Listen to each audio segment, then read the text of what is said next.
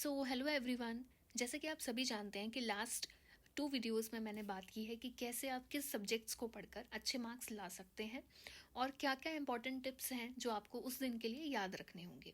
तो आज मैं बात करूंगी बायोकेमिस्ट्री का, जो फर्स्ट यूनिट है आपके सिलेबस का, जो कि बहुत एक सिग्निफिकेंट रोल प्ले करता है आपके एग्जाम में, क्योंकि इसमें से 6 to 9 क्वेश्चंस आते ही आते हैं सेक्शन सी में एंड 7 to 8 क्वेश्चंस आते हैं आपके सेक्शन बी में। लेकिन अगर आपको बायोकेमिस्ट्री से लगता है डर, तो आपको चिंता करने की ज़रूरत नहीं है, क्योंकि जो टॉपिक्स अभी आपको मैं बताने वाली हूँ उसको अगर आप अच्छे से पढ़कर जाएंगे और अगर आप एग्ज़ाम से पहले उसका रिवीजन 2 टाइम करके जाएंगे, तो ये मेरी बात की गारंटी है कि आप सेक्शन सी में 3 to 4 क्वेश्चंस अच्छे से अटेम्प्ट कर पाएंगे और 2 से 3 क्वेश्चन आप सेक्शन बी में अटेम्प्ट कर लेंगे।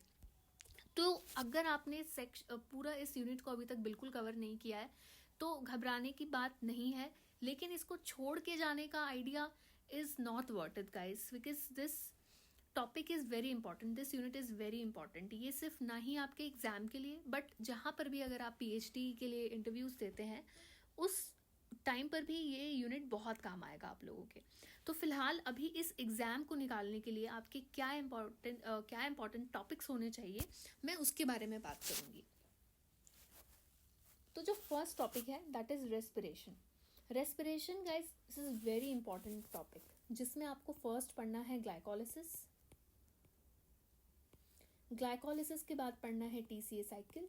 टीसीए के बाद आता है ऑक्सीडेटिव फॉस्फोराइलेशन ये, एंड इसके बाद आता है एटीपी सिंथेसिस, जिसमें एटीपी सिंथेस के बारे में बात करते हैं लोग, और वहाँ से क्वेश्चंस आते हैं। अगर आप रेस्पिरेशन में गाइस केवल इतना भी पढ़कर चले जाते हैं, अगर आप ये सिर्फ 4 topics in the respiration section पढ़कर चले जाते हैं, मैं आपको इस बात की गारंटी देती हूँ कि सेक्शन सी में आपको इन 4 टॉपिक में से कम भी 3 क्वेश्चंस, कम से कम बता रही हूँ, कम से कम 3 क्वेश्चंस देखने को मिलेंगे, दिस इज फॉर श्योर।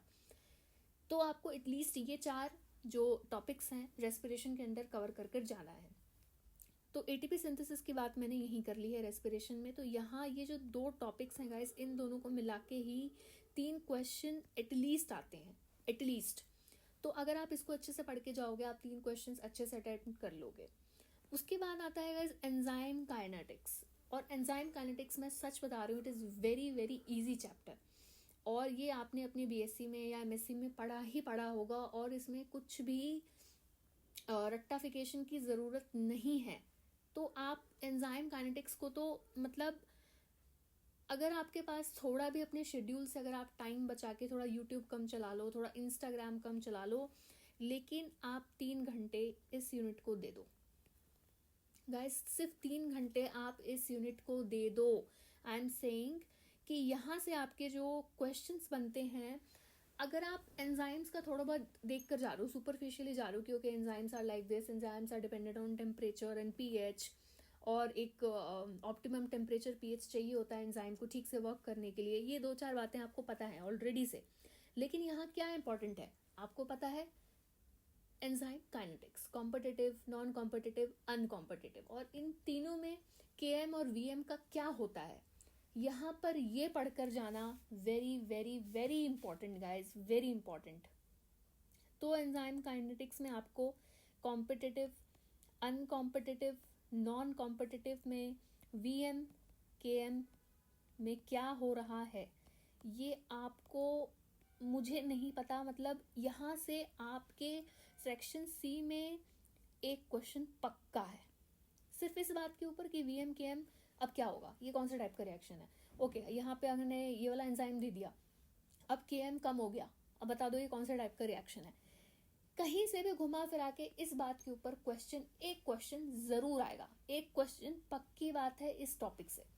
मतलब जैसे एग्रोबैक्टीरियम मैंने लास्ट वीडियो में बताया था, वहां से 2 क्वेश्चन आते हैं एग्रोबैक्टीरियम से, यहाँ से एक क्वेश्चन पक्का है। तो एंजाइम काइनेटिक्स को आप 3 घंटे यदि दे दोगे तो यहाँ से आप 4 नंबर का एक क्वेश्चन अटेम्प्ट कर लोगे, और सेक्शन बी में भी एंजाइम काइनेटिक्स से क्वेश्चन आता है दोस्तों।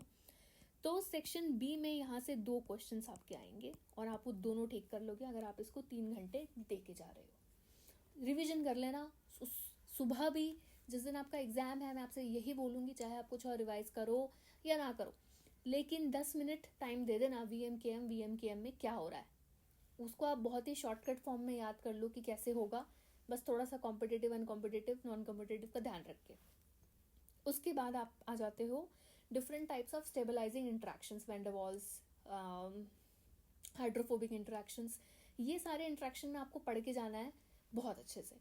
कैसे, इसमें से क्या क्वेश्चन आ जाएगा कि कौन सा स्ट्रॉन्गेस्ट फोर्स है, कौन सा वीकेस्ट फोर्स है, इस तरीके से। या फिर आप इनको अरेंज करो in the increasing order of their strongness और वीकनेस, तो ऐसे क्वेश्चंस आ जाएंगे। आप सोचिए अगर आप सिर्फ किसी केवल 4 पन्ने के टॉपिक को पढ़ के जा रहे हो और वहाँ से सेक्शन सी में डायरेक्ट क्वेश्चन आता है, तो यू शुड डू दैट।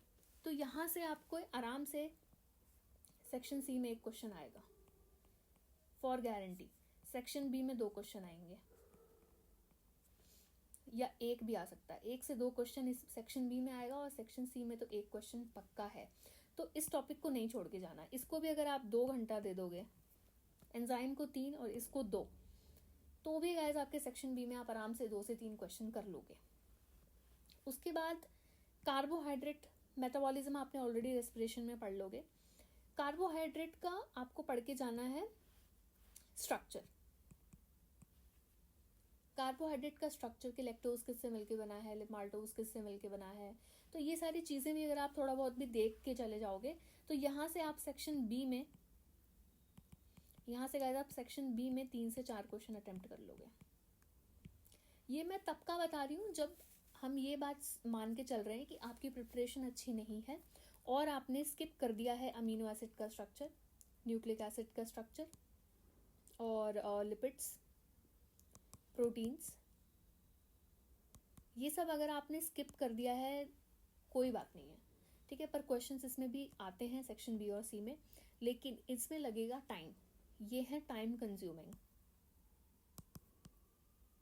और अभी क्या नहीं है आपके पास, टाइम ही नहीं है अभी आपके पास। तो जिस चीज़ का टाइम है उसको आपको टाइम देना है। अगर आप जैसे ही, इसमें आपसे यही रिक्वेस्ट करूँगी कि जैसे ही आप ये वाला वीडियो देख लें और अगर आपने नहीं पढ़ा है तो please please please go through enzyme kinetics, पढ़ लो कॉम्पिटिटिव अनकॉम्पिटिटिव नॉन कॉम्पिटिटिव वीएमकेएम क्या हो रहा है। और अगर आपको समझ में नहीं आता, just go through any video.